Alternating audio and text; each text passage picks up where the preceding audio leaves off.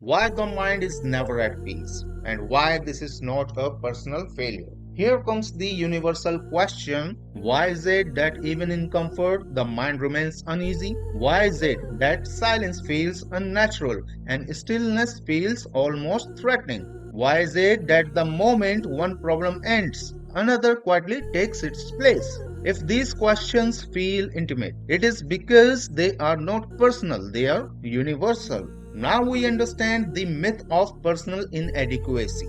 We are conditioned slowly, subtly, relentlessly to believe that peace is an achievement. We are told that peace belongs to the successful, to the disciplined, to the faithful, to the enlightened. So when restlessness persists, we internalize blame. We conclude that we are deficient. We conclude that we are failing at life. We conclude that something essential is missing in us. But this conclusion is not insight, it is conditioning. Let's understand the function of the mind.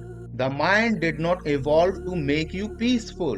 The mind evolved to keep you alive.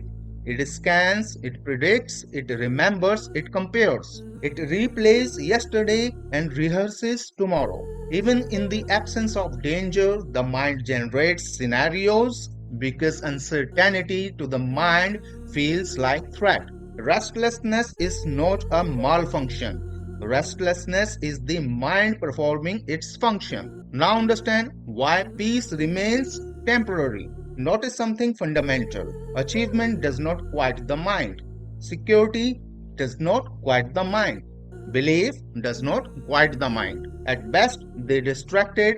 The moment satisfaction arises, the mind asks for continuity. The moment pleasure appears, the mind demands repetition. The mind does not seek peace. The mind seeks permanence. And because nothing is permanent, the mind is perpetually dissatisfied. Now understand the failure of common solutions. Because we misdiagnose the problem, we prescribe ineffective remedies. We attempt discipline, we attempt suppression, we attempt positive thinking, we attempt spiritual performance. But effort strengthens the very structure it seeks to dismantle. Control feeds resistance. Resistance feeds conflict.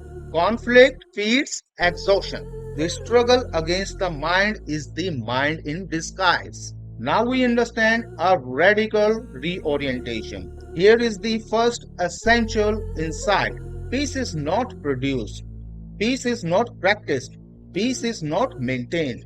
Peace is revealed when unnecessary psychological movement ceases, not through force, not through belief, not through escape, but through understanding. Now check the direct observation. Consider moments of complete absorption. When attention is total, thought recedes. When observation is complete, anxiety dissolves. Not because it was resolved, but because the observer disappeared.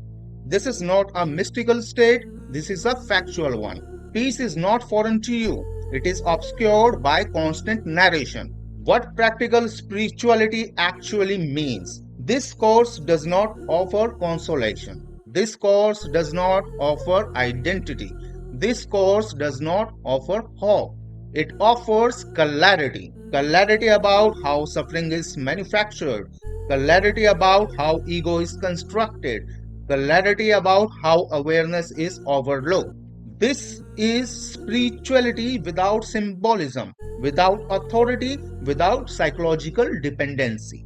In the next video, we will not attempt to change the mind. In the next video, we will not attempt to discipline thought.